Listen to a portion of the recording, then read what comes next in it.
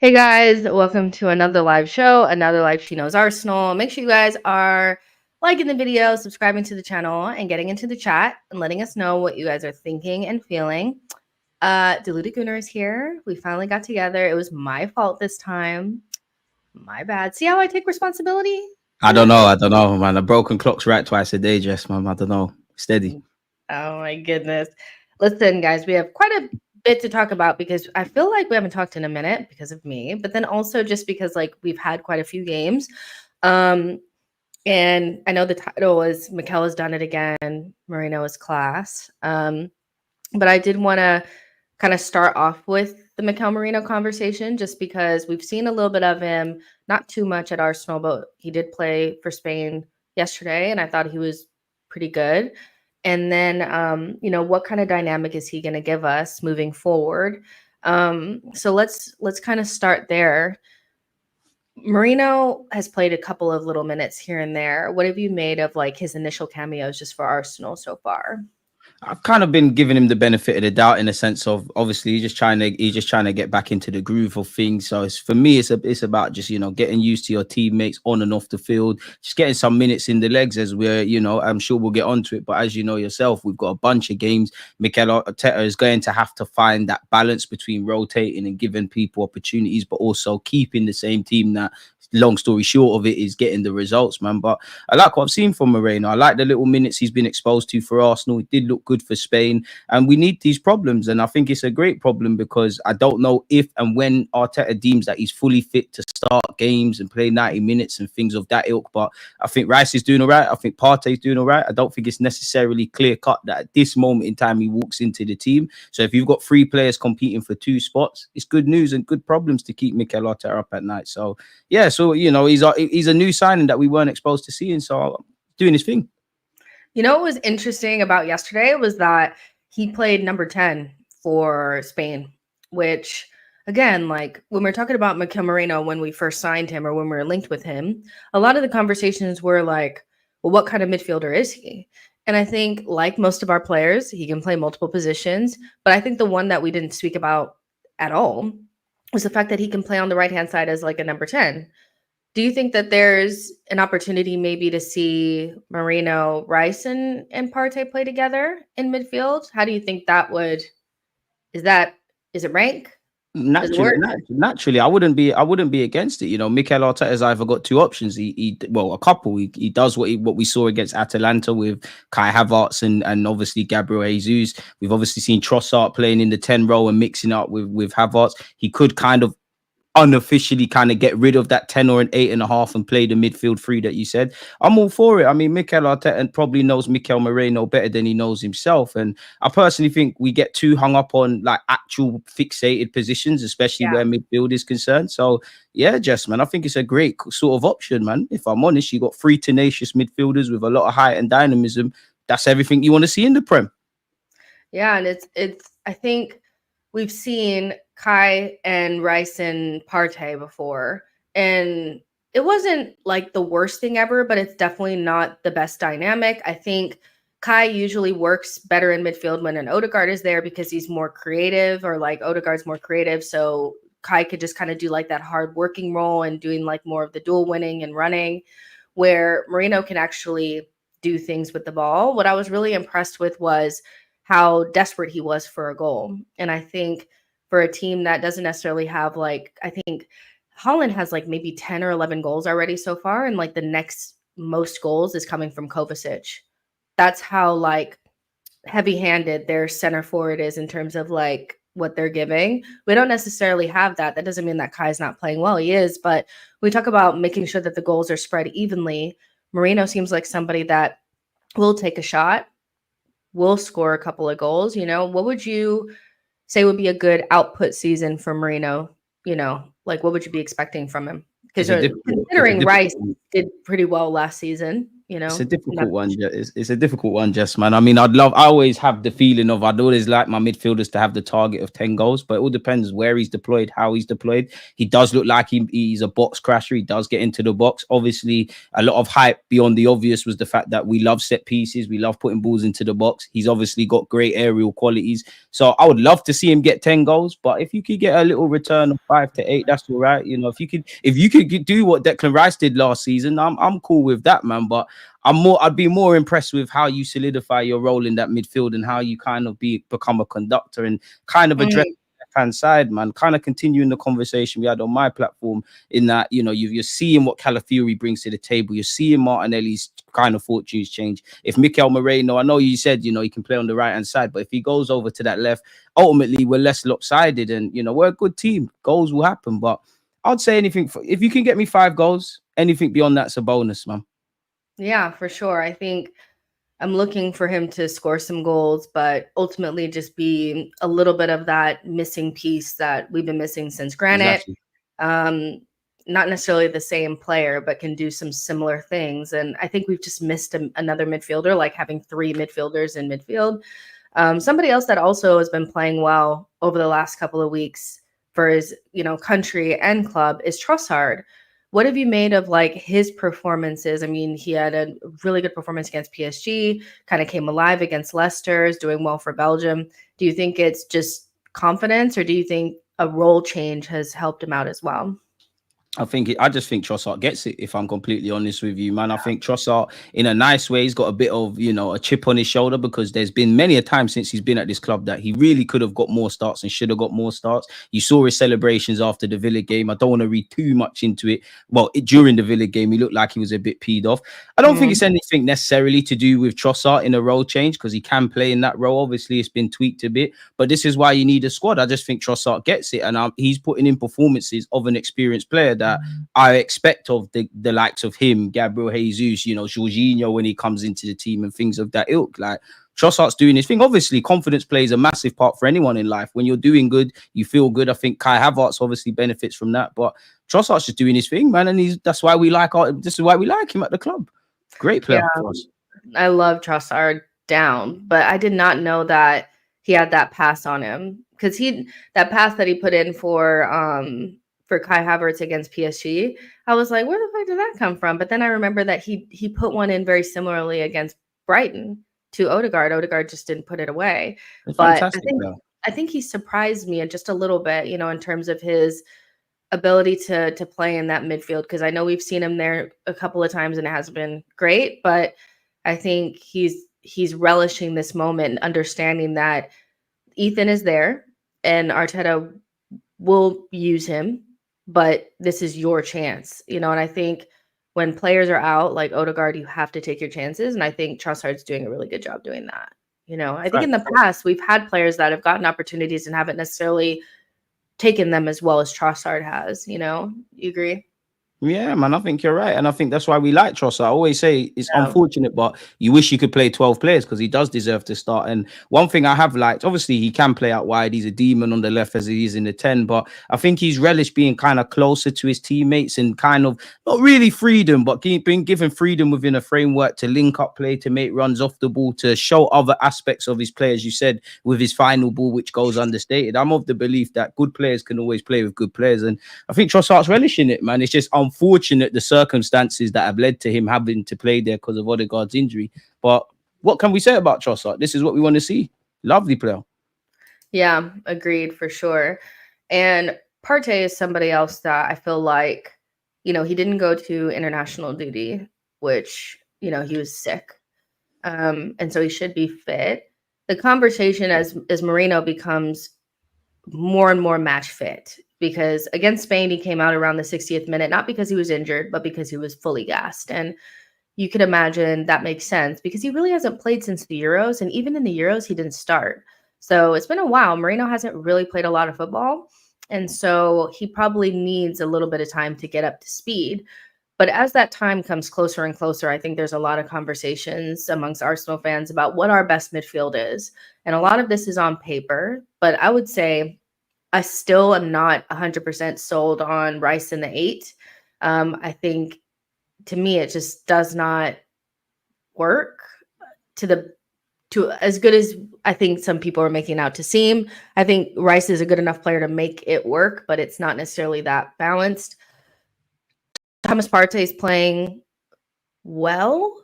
I think let's start there. If you had to give Thomas Partey a rating 1 through 10 so far, these first couple of games that we've played, what would you give him? 7-8. I think he's been quality. I think you can see that naturally. I think it's like anyone that's played football, right, in this chat that's listening. Obviously, when you're a young man, when you're like 14, 15 and whatnot, and you're playing 5-a-side or 11-a-side, you're at the top of your game. And then when you get to like 20, 25, 30 plus, it's like you're playing and it's still there, but physically you can't do certain things. I think Partey hasn't sunk in yet, that he's kind of changing a bit. But I think Partey's been very good, man. I think Partey's done well. I think Partey's done everything he's needed to do, and I think he's provided Mikel Arteta with some good problems. If and when Mikel Merino is really fit to get a run of games, who does he drop? Does he drop Partey? Does he drop Rice? Now, for me, naturally, Partey's going to get dropped. We probably need to somewhat move away from our over-reliance on Thomas Partey, but I don't think it's clear-cut. And I'm with you in that I think Declan Rice has given a great run at that 8 role. I do think he's improved certain aspects of his game. I'm nobody to tell Mikel Arteta anything, but I do want to see Declan Rice go back to his bread and butter in the 6th role. And that doesn't necessarily be a bad thing. Of course, he's not Rodri. But you look at Rodri in that City side, he plays as a 6, but at many points, he's joining the attack and things. So it goes back to what we were saying in that I think people get too hung up on 8s and 6s and specifics. But yeah, Partey's done his thing, man. Yeah, it's all about what kind of group of players or cocktail of players makes the best. Exactly. Midfield, not necessarily what positions they're playing. And I just wonder, because Rice and Odegaard are never being dropped. And I know that it's everybody can get dropped. Nah. Saka, certain men are always going to play. Dropped. Unless his form falls off a cliff, they're both playing. And rightly so. They're going to play. There are main guys in there. So it's always who is going to be in that last spot. And I just wonder if to get the best out of Rice, is it better? How much does Arteta really rate Rice in the 8? Is he putting Rice in the 8 to make sure that he can get Thomas Partey on the pitch because that's what's best right now? Or when Merino gets fit, will he drop Rice back and put Merino in and drop Partey? I think that's what we're all interested in seeing what's going to happen. You can make an argument for both midfields, but on paper, to me, Rice in the 6 is better, but I know a lot of people are afraid for Partey not to play. Do you think that there is still a reluctancy to see Rice as the 6 because there's this whole notion that Rice can't pass forward? How much stock do you put in the Rice can't play 6 for Arsenal conversation, and where does that come from? Because I think both of us feel like he can play 6, but there's a large section of the Arsenal fan base that still feel like last season it just didn't work because Rice was in the 6. I think last season, some of Rice's best football. I mean, obviously, he did well in the 8 role. We could have a conversation about him in the 8. I think he gave a good role, but I think a big part of him bossing last season was when he actually played in the 6 when he was with Jorginho, give or take. So I think that's a bit redundant. I think Declan Rice is probably a victim of what Mikel Arteta wants. I'm nobody to tell Mikel Arteta anything, but I think Mikel Arteta doesn't really want Rice at this moment in terms of in the build-up play. We can kind of see he's kind of bypassed. I think he likes, beyond the obvious, I think he likes Rice in that 8 role because, when we look at Mikel Arteta, the goal of his system, simply put, is to score goals. And when we lose the ball, how quickly and how far up the field can we win it? That's why we're playing high lines. And I think when Declan Rice has that dynamism to his game, he does allow you to nick the ball very high up the field and pinch it in the opposition's half. So I think that's what kind of goes against Rice. And I'm keen to see if Mikel Merino and Declan Rice will both do a bit of that. I just feel with him, it's a case of you're playing with Partey. We have to look at Partey's legs. I think Declan Rice is just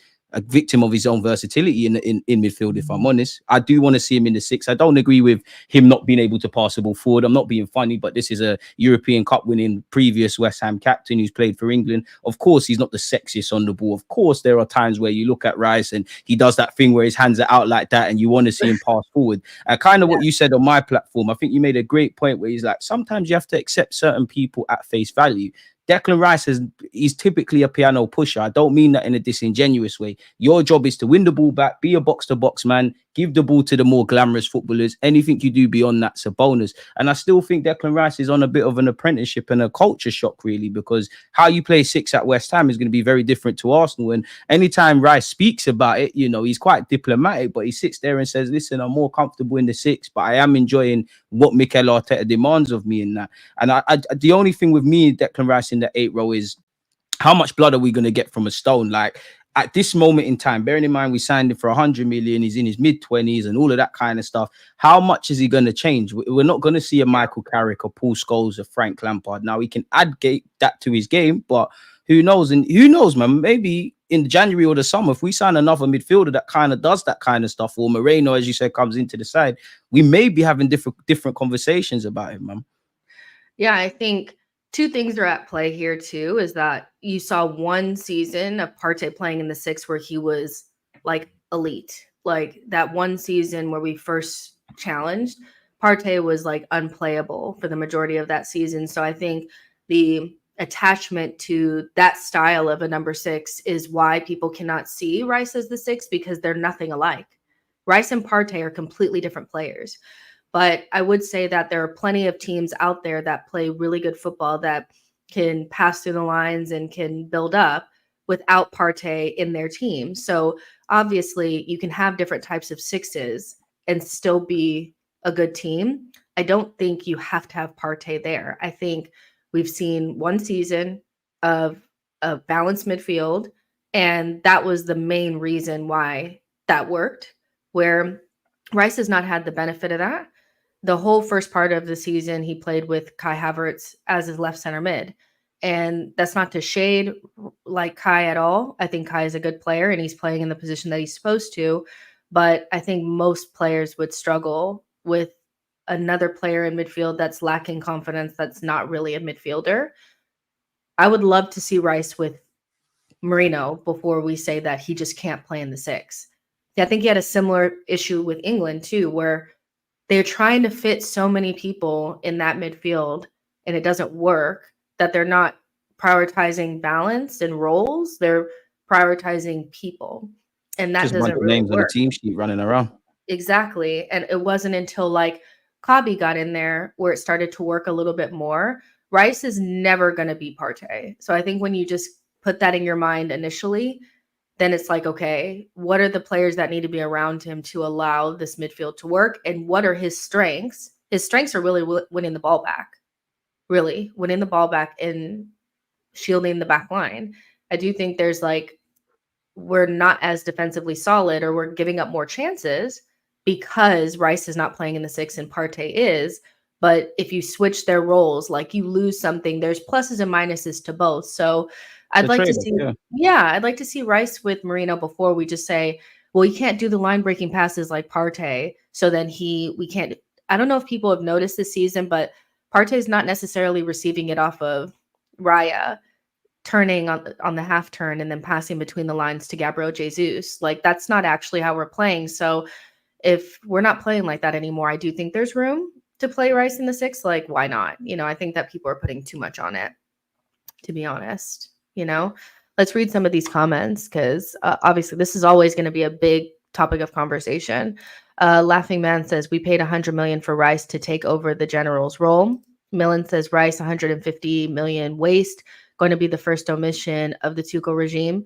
You know what's funny about this is that people that actually think Tuchel is going to not play Rice are just saying that off of the top of their head without any thought process, because not only did Tuchel want Declan Rice at Chelsea, but he also wanted him at Bayern. And he values defensive structure.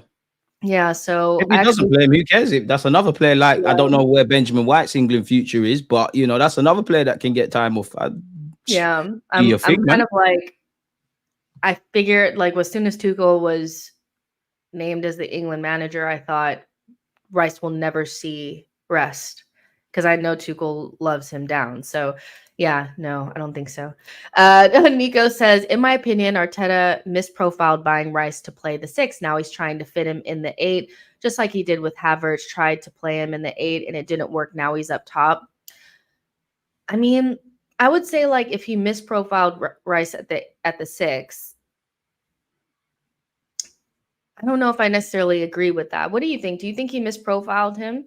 No, like you don't spend 100 million on a man to misprofile him. Like the man's had to cope with various different partners. Obviously, there's been a lot of chopping and changing. And obviously, I've never spoken to Mikel Arteta or Declan Rice, but every time Declan Rice speaks, he keeps saying Mikel Arteta is changing not only the way I view football, but how I look at the 8 and the 6 roles and in midfield. And again, it's a different system. What West Ham do and what he's done for the vast majority of his career up until last year is very different. I don't think he's misprofiled him. I think, Declan Rice is a bit of an open book. You can see he's a 6. If anything, Mikel Arteta looked at his capabilities in the 6 and said, you know what?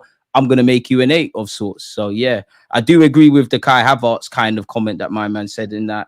I don't want to say Mikel Arteta misprofiled Kai Havertz because, he can play up front. But clearly, he tried to persist with him in midfield. It didn't happen. Certain circumstances led to where we are now, where Kai Havertz is thriving up front and we're keeping it moving. So I can't even say he misprofiled Kai because everyone knows he can play in midfield as well as up front. But I more agree and side with that comment.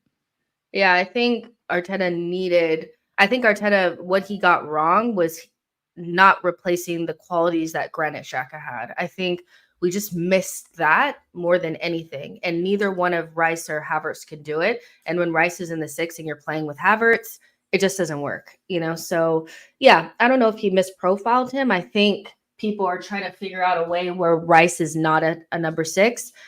He just is. Like, we just need to figure out who's going to play in midfield with him to make it all jammed together.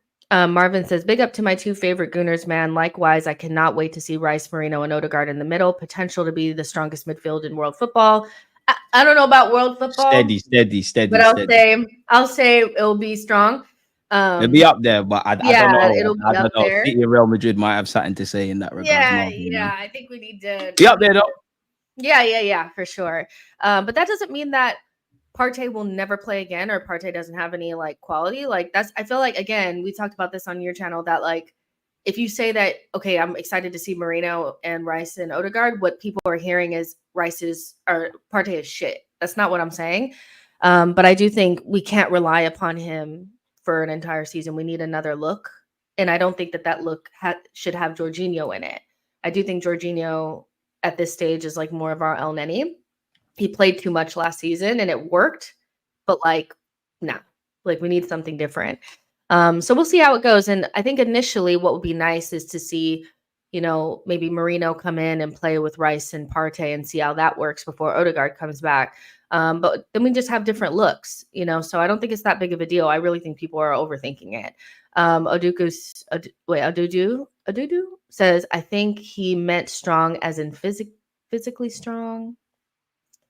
Oh, you mean like potential to be the strongest midfield? No, I think he meant the strongest playing. Yeah, same. Yeah. Gunnarola says the idea that anyone who isn't a Rodri clone with progressive passing is not a 6 is so tiring. And I agree with this. I feel there's too much. First of all, we compare ourselves to City too much. Everything is, well, who's going to be our Haaland? Who's going to be our KDB? Who's going to be our Rodri? And so if you're not KDB, then you're not good enough. I think we see Odegaard within the lens of KDB too often. They're not even similar players. Like, no offense to Odegaard, I love him down, but they're not on the same level. Not only that, they're completely different profiles. So it's like, well, we never think about what the players give and what they're good at. We always focus on what they're not, and I think the constant comparison to City is a big part of that. It's like, that's the only way to win the league. It's not the only way to win the league. It's not the only way to be good. And I actually think the more similar you are to City, the less likely you are to beat them anyway. I actually think you have to beat them in a different way. I don't think you can clone yourselves to be just like them because you'll never be like them. You'll never be like them. So I don't think we just need a Rodri, if that makes sense. What do you think about that? Because I actually get sick of always having the comparison to City. I mean, in relation to the comparison to City, I'm a twofold. I think, naturally, City have walked in the realms we want to walk in. So I think there's things we could learn. But naturally, the goalposts always going to shift. I've seen where Man City be, where Man City clones, Mikel Arteta is trying to be like Pep. Then the goalposts have changed to calling them Tony Pulis. You might be able to take little things that City do off the ball, but on the ball, you can't exactly match the level of quality collectively they have. So, yeah, we have to do it in our own image. I mean, Jurgen Klopp won a league when Pep was here. So he's shown that there is a way to do it in your own image. And Mikel Arteta's clearly got his ways of doing things. The only thing I would say that's common between Arsenal and City are both teams are good off the ball, very good off the ball, and both teams actually now are being labelled boring. Yeah, for sure. It's just, yeah, I think we can be a top team without everything being compared to what City has. Like, I know it's even Real Madrid is not a good comparison, but like they're nothing like City. They don't play a similar style. They don't have a similar, tactics, nothing. And they're fine, so we don't have to be them, our players don't have to be exactly like them anyway. Millen says Gravenberch is killing it at Liverpool midfield. Yeah, he's doing well, Quality player. Revelation for them. Marvin says, why do we need a specific 6 when we can have hybrids in Rice and Merino doing a double pivot? As one goes forward, one covers, which is actually what we did with Jorginho and Rice, which for me was our best period last season. Just the problem that we have is that Jorginho doesn't have the legs and he can do a little bit going forward, but not that much. So yeah, I actually think, like we keep saying, the over complication or obsession with the specific positions, I think is taking away from we just need players that work well together. And you don't football doesn't stand still, just at the 8 and the 6s. It's not musical statues. Like a 6 is going to be higher than an 8 at times, and vice versa. Like football is not a static sport, so it doesn't make sense, man. But it's like we are saying, people get too fixated on these things. Yeah, and too set in their ways about what we look like in 2022. I still think that people are like, well, that's the only way for us to be good is to have the inverted left back. It has to be that. It has to be, we got to get so-and-so back in, blah, blah, blah. Like, we're a totally different team, and that's fine. That also takes me to, Jesus, too, because I do feel like his importance to the team or, people's perceive his importance to the team is more based on what he offered in 2022 and not necessarily it's not really based on what he's offering now. Do you feel like he's washed, or do you think he just needs more time? What do you think needs to happen with Jesus? Boy, it's looking peak. Uncomfortable conversations are going to have to be had, really and truly. The one thing, the luxuries I will give or excuses I'll give to Gabriel Jesus is what we're saying in October could be very different in November. Obviously, I still believe we need you at least for a season as a squad player. Beyond that, your confidence is shot. You haven't been given a regular start and things like that. But at the end of the day, it's about what you're doing. And at this moment in time, beyond being a squad player and being trusted to that extent by Mikel Arteta, you're nowhere near the starting 11. You're nowhere near a reliable footballer. We know Gabriel Jesus isn't the Gabriel Jesus of that initial 6 months, but for his lack of goal scoring, and our plenty of conversations to have over that, his effect in the game, his general play, all of that stuff was amazing. Southampton, he was anonymous. It was a low point not to see him bag against Bolton. But it's scary, you're not looking like the experience. Like, I want you to be how Trossard is, in the sense that you're an experienced player. There's a level of expectation that hasn't been there with Gabriel Jesus. So it might be time to learn Arabic. Saudi Arabia awaits, man. I hope Gabriel Jesus can turn this around and do his thing. But right now, you're nowhere near the first team, and rightly so. But he's a good squad player. I think we need him for this year. Beyond that, uncomfortable conversations. Yeah, 100%. There's just, it's sad to see, because Jesus is, when he first came in, he was like a revelation for us. He changed our world, as Arteta said. Yeah, them first 3 months changed again. This is the best forward performances that we've seen since Alexis. They were that good. It wasn't a mirage. It's just that injury happened, and I just don't think he ever really recovered from it. It was a really bad knee injury that I don't think he recovered from well either. To the point where he was every time that he tried to play, he had pain in his knee, so all of last season was basically that. this season he was supposed to come back in better physical fitness. And I think just the pressure that of needing to win his spot back, and it's just, it feels like it's beyond him, at this stage. So the thing is, though, is that we are going to need him. Everybody in this team we're going to need at some stage. So I don't know how you get him back up to a level of like competency without playing time, because right now I wouldn't sacrifice, like, I wouldn't give him playing time to get him up to speed, so I don't know how he gets that confidence back. It's up to him.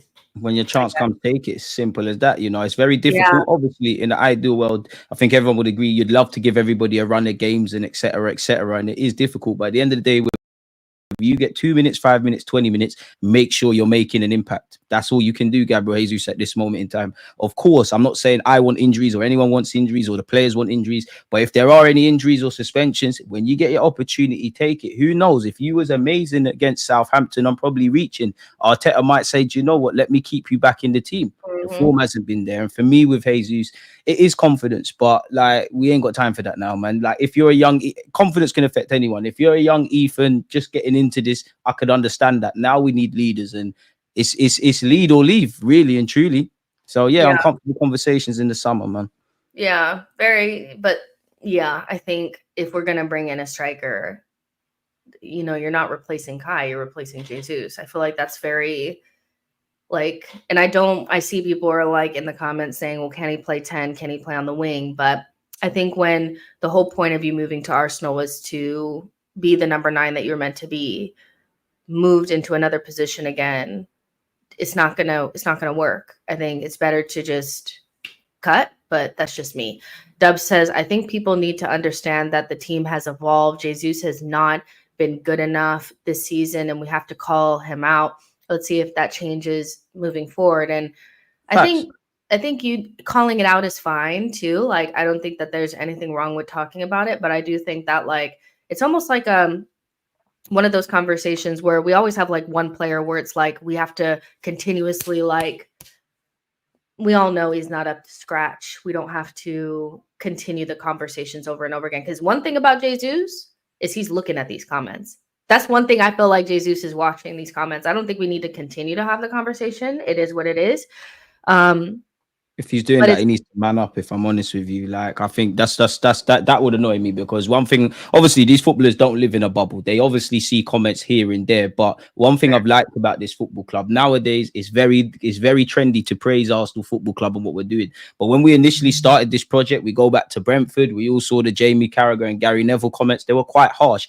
I have liked how we've just stuck to what we're doing. We haven't listened to any positive or negative noise. We've just kept working. So if Gabriel Jesus is genuinely looking at these comments and taking it to heart, I think you need to leave. That is where I get concerned, because there's not a single footballer. You do well for 3 games, everybody loves you. You do bad for 3 games, everybody hates you. We've seen it very different, but we've seen opinions change on Martin Odegaard, on Bukayo Saka, on Benjamin White, on effing David Raya. Only you can change it, Gabriel Jesus. I do think he's strong mentally. I'm not going to give up on him, but at the end of the day, I love my football club more. You're nowhere near the first team, and any minutes you get, whether that's 10, 20 off the bench, maybe Arteta gives you a start like against Southampton, you got to count yourself lucky. Simple as that, Jesus, man. And when you look at like somebody like Kai, who, I don't know how they gather this information, but my friend sent me a chart of the players that get the most online abuse. Obviously, Saka was on there. Marcus Rashford was on there. Kai Havertz was also on that list, top 5. And I could imagine that's because at the beginning of last season, well, all through his Chelsea career, he was abused. We know that. And then you had another big fan base coming in on the other side that didn't want him at the club. And so he was getting a lot. I think his mentality is probably the thing that I'm most impressed by with Kai, because I think if you start off the way that he started off at Arsenal and you have all these eyes on him, remember, there were Chelsea fans that were staying up late in the night to watch MLS all-star bullshit, like skills challenge, to make bell comps of him. That's Publications tough. were supporting. He was before the season started, let alone when we got to that point. You saw people saying, you know, is he the flop of the season and etc. Now I get it. Yeah. Social media houses got a job to do, but he was written off, and that's what I mean. Going back to just shutting up and not listening to the noise, because Yeah. obviously Kai Havertz's form must have been affected by his confidence. Obviously on the field he wasn't doing the business, but he obviously just kept his head, just kept working. You know, when you got your manager coming out and saying he's a fighter, he's this and that, when you work hard in the dark, everything comes to light. And Kai Havertz is, you know, reaping the rewards. He knows his limitations. He knows what he's good at, and he's working with it. And that's why he's one of the first names on the team sheet. He's one of our most consistent and reliable players. So, and you make your manager look good, because it's gone from why did you sign Kai Havertz to it's not quite a master stroke, but a master stroke, really. Yeah. So big up Kai, man. Exactly. Like his mentality is just so good, and he's more, I feel like, cold and even the whole time. Like he never gets too high or too low. And I said this last season, I think I've said this to you, that I feel like the difference between like Kai and Jesus is that some of Jesus's highs are higher than anything we've seen from Kai, but Kai's lows have never been as low as Jesus's, in my opinion. I feel like Jesus gets low and he stays low for a long time, and then he has these really high highs, where I think Kai is just kind of like even. So sometimes you won't get those like spectacular, like you're never going to get like a Leicester at home from Kai, I don't think, like from the first season that Jesus was here. But I think his performances and his level mentally is more stable, where Jesus goes too up and down. He's too emotional. I think Zinchenko is also very emotional. Where I Most think emotional man in the team, isn't he? exactly. And so I think we have less emotion in our team now than we did in that first season where we challenged. And I think that works to our benefit, where like those players really play on emotions. They have very high highs and they're very talented players, but sometimes they just get too low and the emotions make them do stupid stuff, you know? So I think it works out in our benefit, but it's really unfortunate with Jesus, you know, the way that things are, but we're going to need him. So he needs to get to some level. Marvin says we are in enough competitions to get game time. Everyone will play. However they play, and if they're a success relies solely on them. We need to support him, because we will need his chaos at some point. And I think Jesus may have made a mistake playing for both Pep and Arteta, because one thing that those managers probably steer away from is a lot of chaos. I think they like order and repeated things and like things to be a certain way. If Jesus needs like to be able to have that level of chaos, I feel like he's going to be in a little bit of trouble. That being said, I do agree with supporting. I think supporting is always on game day, wanting them to do well, but I also think we are allowed to be critical and honest about the performances that they've had. Agreed? Facts. It's unfortunately we live in a day and age of hyper opinions, man, really good and bad. So Jesus is just gonna need to sort it out. Like simple as that. Like we haven't got time to hold hands. Make it happen. Yeah, before we talk about some of the defensive performances, I do want to talk about Saka and Martinelli in particular. Both of them, because people are like, are they injured? Are they injured? I think both of them are fine, if I'm honest. I think that, you know, we talked about on your channel, they took their fitness, physical health in their own hands and made sure that they weren't available for those second games to not exacerbate any injuries that they had. Not saying that they don't have any injuries, but I think if they had knocks, they made sure that they didn't play and make it worse. But both of them in different ways have been playing well over the last couple of games. Saka is one of the best creators in the world right now. He's at a level that I feel like we haven't seen him at yet. What do you think Saka is doing differently? Is it just that Odegaard is not there, blocking his passing lanes? What has been different over these last couple of games that's taken Saka to this next level? I just think I don't think anything's different. I think Saka's just doing what Saka's doing, just getting better and better, making the difference. Obviously, it helps when, you know, Saka's come a long way, you know, to see Saka. One of the best things I like about Saka now is he can consistently take a good dead ball scenario or a good corner or whatever. There was a time when that wouldn't happen. I just think Saka's doing what he's doing. I don't buy into that rhetoric of Odegaard blocking Saka and whatnot. Football's about relationships. One of the best relationships we've had at this football club has been Odegaard and Saka. That's been a regular source. You throw Benjamin White in there, potentially Timber. You do something on the left-hand side, we're cooking. So I think Saka's been doing what Saka's done, man. And I pray that he's fully fit. I'm a lot more confident about Saka being fit than Martinelli. Of course, I'm no physio and whatnot, but I don't know why. I just feel a bit concerned about Martinelli, and I am itching to really see Mikel Arteta speak on the, or update us as much as he will, because he's quite evasive on the fitness of these players, man.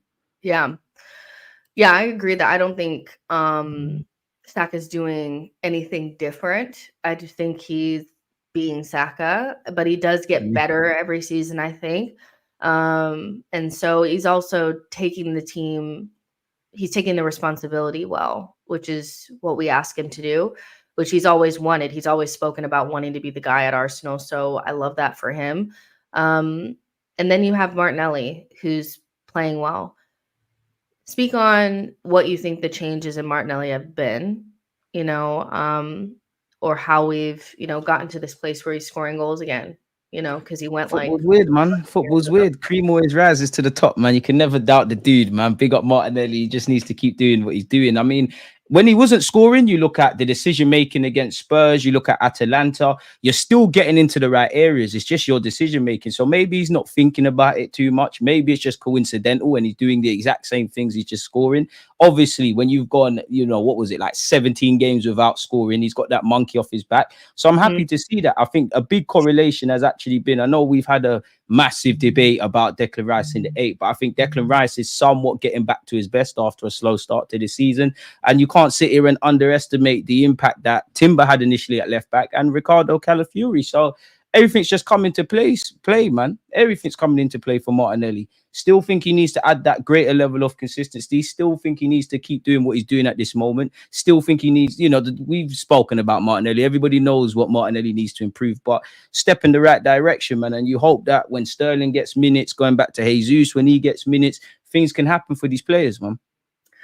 Yeah, 100%. I think Martinelli being more involved in the game, I think helps. I think having more players around him in the left half space in those little positions to because Trossard tends to be on the left and then you have Calafiori, so you have more players. I feel like when we didn't have that, when it was just Kai, up front and Rice was in there and then it was Timber, there wasn't that those triangles there for him to release him into that left half space. And I just think eventually you will score and the confidence is coming back. So all those things are working together for him. And what I really liked about the goal that the winner that he scored against Leicester is that it was one of the first times in a long time we've seen Saka and Martinelli combine. I don't think we saw that enough last season. And I think in the season in 2022, 2023, it happened a lot more. Our bread and butter is really our wingers connecting. And I'm not quite sure why that stopped, but I want to see more of that. I want to see them creating for each other, them working off of each other. I don't know what it was. I don't know if Fabio was getting in the way, maybe their relationship. I don't know. But he needs to hang out with Saka more. I want Sakanelli back. And I feel like that's our bread and butter. I love it. So yeah, I think right now our best front three is Martinelli, Kai Havertz, and Saka, and we'll continue on with that. And then hopefully Sterling can add a little bit. What have you made of his, performance? He was kind of lumped in with Jesus against Southampton. I thought that was harsh. Or you haven't been impressed with him so far, have you? Yeah, it's been a bit meh. I wouldn't say he's been terrible. He hasn't been impressive. It's just indifferent. Yeah. I am kind of cutting Sterling a bit of slack in that. Obviously, you had preseason. You don't really have match fitness. You're not going to get minutes at this moment in time because there's people ahead of you. Kind of what I was saying with Jesus. I can't expect you to be the Raheem Sterling you look on YouTube when you're not playing on a consistent basis. Still getting to know his teammates and all of that. I think he's been all right, man. Happy to see his goal against, what was it, Bolton? I think people are being a bit harsh on his performance against Southampton, if I can remember correctly, or Leicester, whoever it was. But yeah. I think he's done okay, man. I think he's done okay. I don't think it's anything to scream and shout about positively or negatively. Just a bit just there, really. I think he's just playing his role, really. But you hope it can go up. Yeah, Power Spy says Sterling hasn't been eventful. He needs to do more. I think, yeah, you have to take into consideration that he hasn't played a lot. He didn't play a lot for Chelsea at the end. He didn't have a preseason with us. So he was out with the under 21s at Chelsea. Like you have to. I mean, he doesn't even. I could be wrong, but he looks a little husky too. Like he needs to lose some weight. He does look rusty. He does look a bit Yeah, rusty and dusty, if I'm honest with you. And that's to be yeah, expected. We ain't been exposed to minutes like that. But as we all know in this live stream, as the season goes on, Arteta is going to have to find that balance of pulling a couple of players out, giving minutes here, saving the legs there. So yeah, I'm not gonna get onto Sterling too much, man. It's been a matter of months, if I'm honest. But of course he could do more. Everybody in this Arsenal team could do a lot more. Saka could, as great as he is, he could score some more goals. You know, Kai could do a lot more. Everybody could, man. Yeah, and I think with I actually thought that he was. I mean, it was Bolton, so we'll put that out there. But I do think that Sterling was good against Bolton. He grew into the game. And I think that he actually was bright against Southampton, where he was getting into good positions, just the sharpness wasn't there. You have to imagine that as he becomes more sharp and more game fit, that he won't slip in that position where he was in the box. Like, those things will come. So I'm not too worried about Sterling, to be honest. And I think with Martinelli coming back into form, it's less of a, oh my God, Sterling needs to get fit, like hurry up. So yeah, but so far, I mean, you have to say that Martinelli, Saka, and Kai, for different reasons, have done really well so far this season. I think first 7-8 games, they've done well. And I don't think may continue. Yeah, for sure. And we don't look as like we're not going to score any goals like we did at the beginning of last season. Beginning of last season, I was like, yeah, we weren't great. We had an issue with chance creation. What's going on? Yeah, so I've been impressed with all three for different reasons. Backline is our best fullback pairing Calafiori and Timber. Good problems. I can't say no because I can't say yes or no because if they go and stink up the place in the next 3-4 games, we're having yes or no. I can't say yes or no. Like I can't because they stink up the place in the next 3-4 games. We're having very different conversations. What I will say is I'm happy to have these problems. You know, right now it does look like for me, I want to see Calafiori and Timber, but I don't think people should write off Benjamin White. Whether Tomiyasu is fit enough to look at you riding the fence. What do you mean? Like it's game stakes. I don't know. Don't know. It's game stakes. It's different horses for courses. You know, there's games for Tommy, there's games for Ben, there's games for Timber. Right now, I am on the hype train of the Calafiori and Timber, but I'd be an idiot if I sat here and said, you know what, that's the first choice option. I don't know, really. I think the sample size is a bit small. I still think there's little things for Calafiori and Timber to work on. Obviously, I would love to see both of them getting exposed running the side because I love Calafiori. I think him and Martinelli got a good relationship. I would love to see Timber and Saka on that right-hand side and you throw in a fit Odegaard. I think we're cooking. Benjamin White, anyone that writes him off's an idiot. It's nice that we're actually not playing him on one leg. I love Tommy. Whether Tommy's fit is another debate, and I don't think he's a starter, but that's a conversation to have. And everyone apart from Zinchenko, if I'm honest, big up Zinni. I'm sure you've got qualities, but all the other options, this is what we dreamed of, man.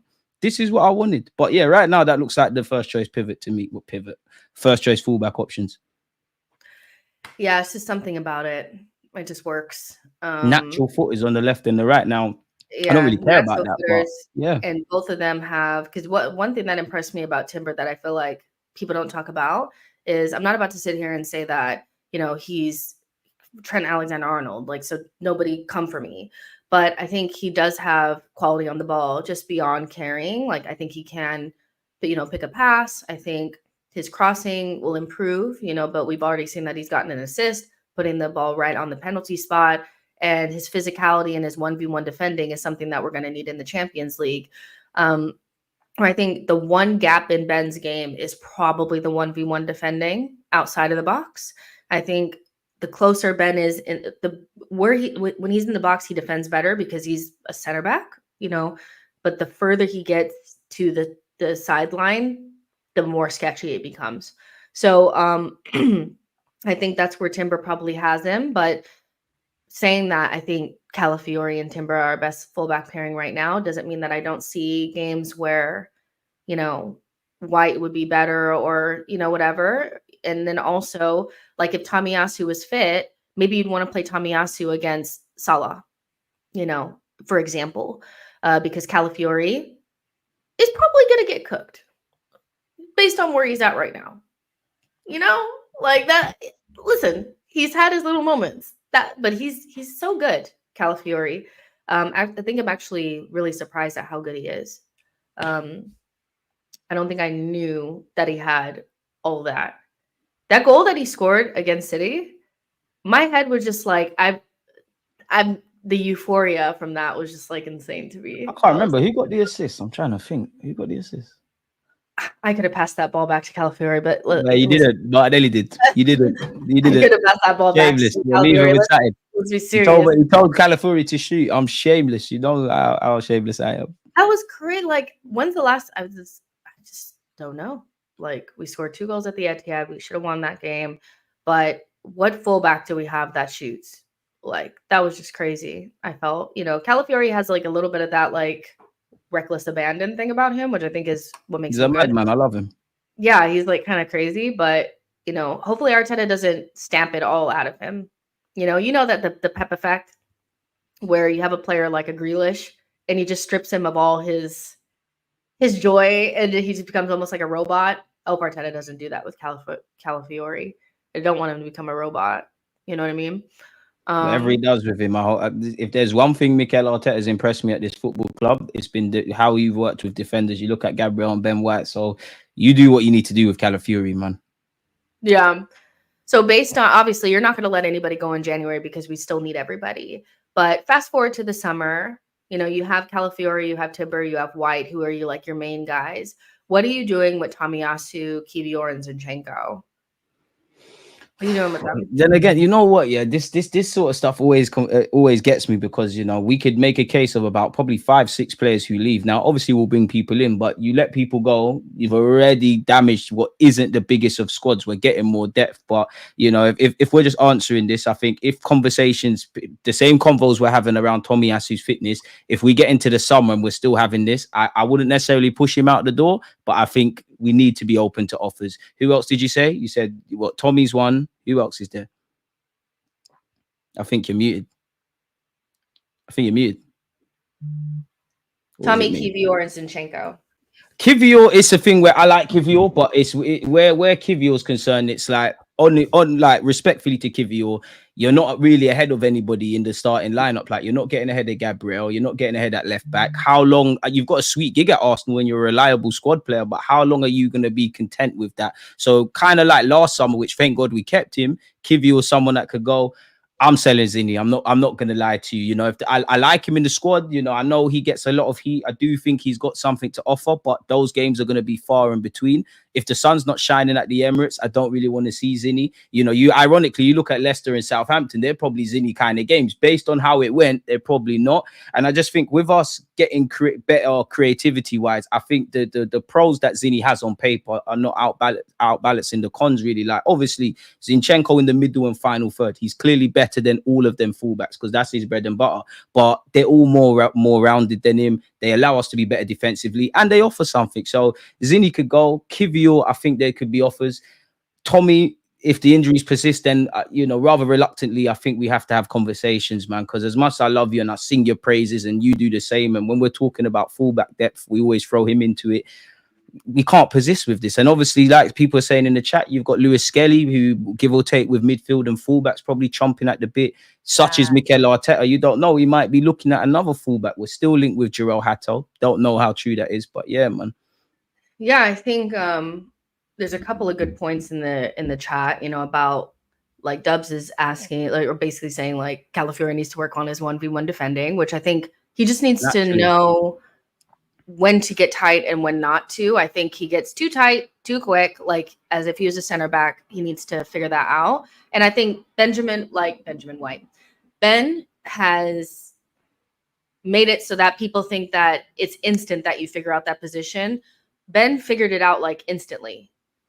Everybody else needs time, so just because Ben figured it out in like 2 games doesn't mean Let's that not forget he played right back at Brighton as well, Ben. Yeah, exactly. You have to give him more time, and he's adapting to a new league, and he's younger than Saka, which I still feel like people don't take into consideration. He's quality, though. Also, we need chemistry moving forward with the team, less chops and changes. You know what?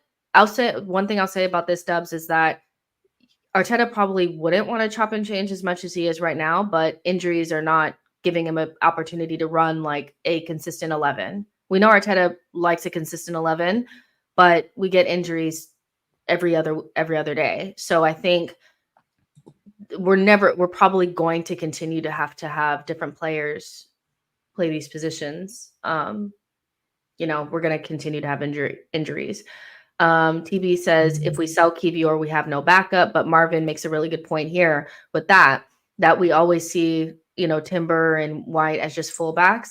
They can also play center back. And I think Arteta and the club view them still as center backs too. So yeah. And selling Kivior doesn't mean that we won't replace. Like if we sell Kivior and Zinchenko, we're going to bring someone in. You need a defensive body.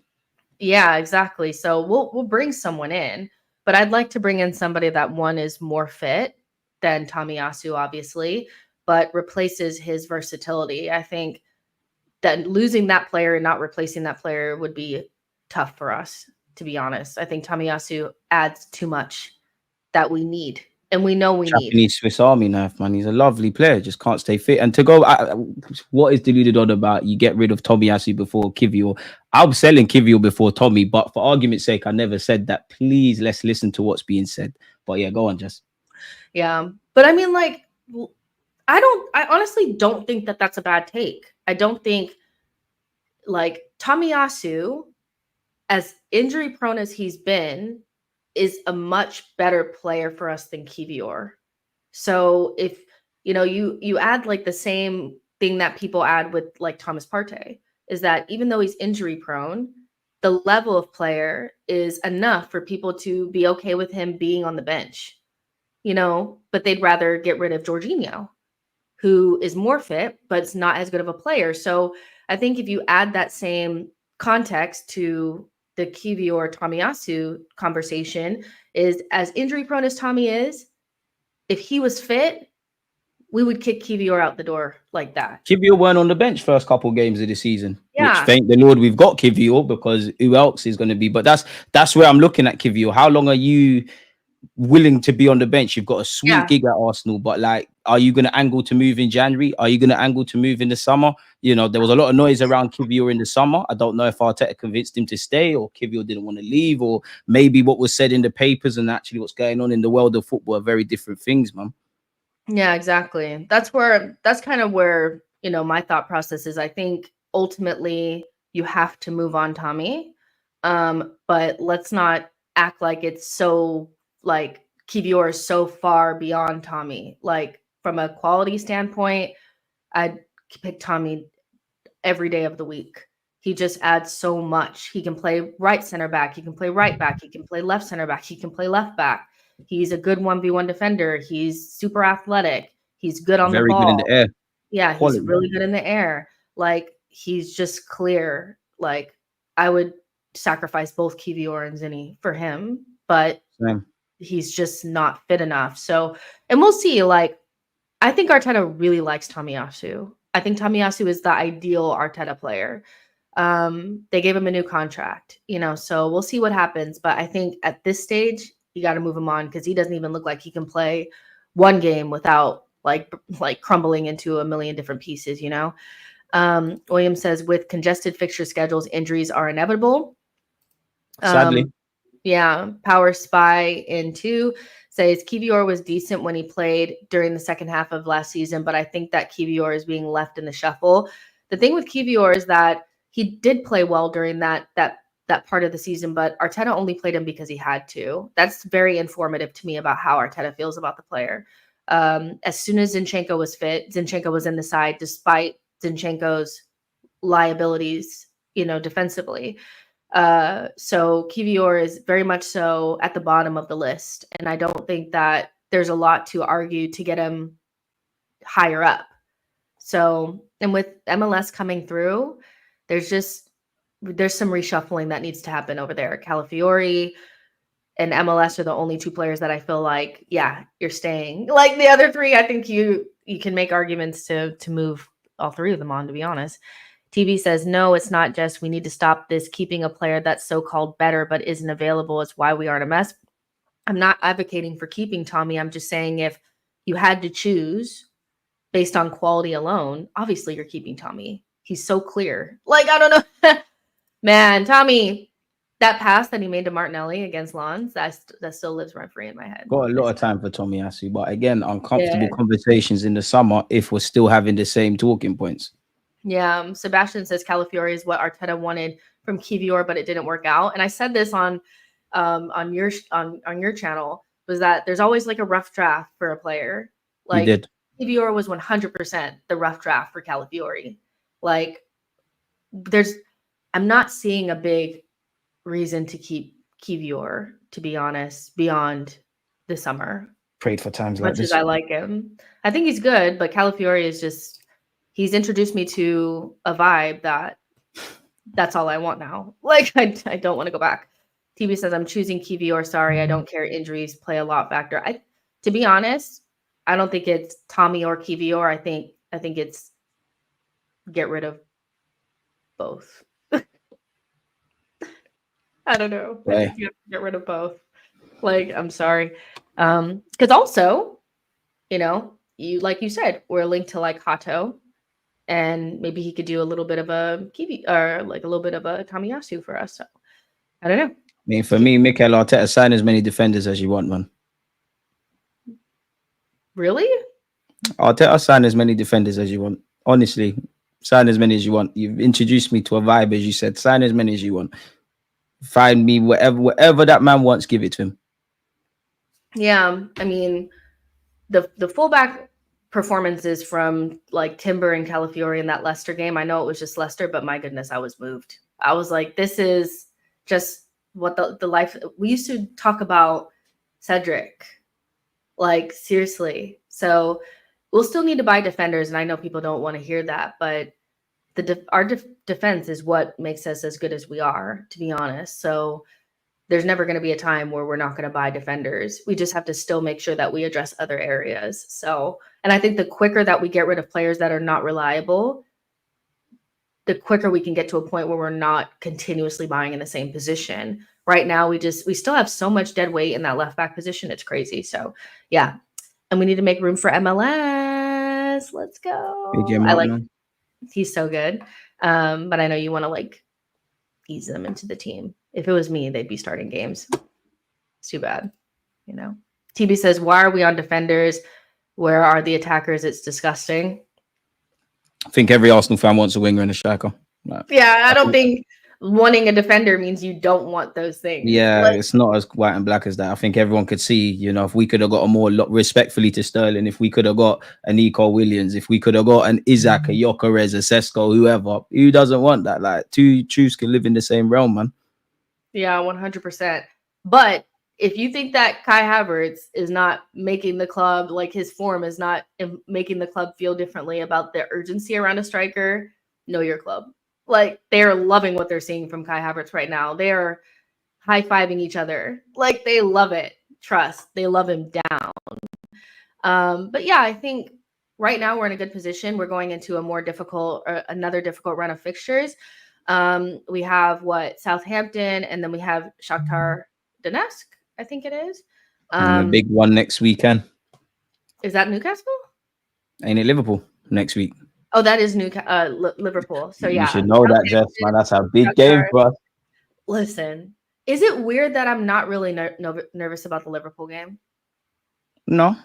You will be when we kick off. Yeah, maybe. Nerves are not a bad thing. Nerves don't mean you're scared and whatnot. I think Arsenal have earned the right to be, or Arsenal fans, courtesy of Arsenal, have earned the right to go into games with not overconfidence or arrogance, but believing we can genuinely get a result. There was a time in all of our lives where automatically top 6 games were a write-off. Now we're actually quite good. So yeah, you should have confidence and just that level balancedness going into the game. It don't mean we're going to win them all, but I think Arsenal have given you that right to have that. My issue is, though, if I'm honest, it's the Emirates, man. It just seems we're a bit entertaining for the neutrals at the Emirates. Hopefully against Liverpool. When I said that I agreed with Lee Judges about the fact that the Emirates is not a fortress, I got absolutely ripped, and I'm just like, I'm not. But again, they heard we're shit at the Emirates.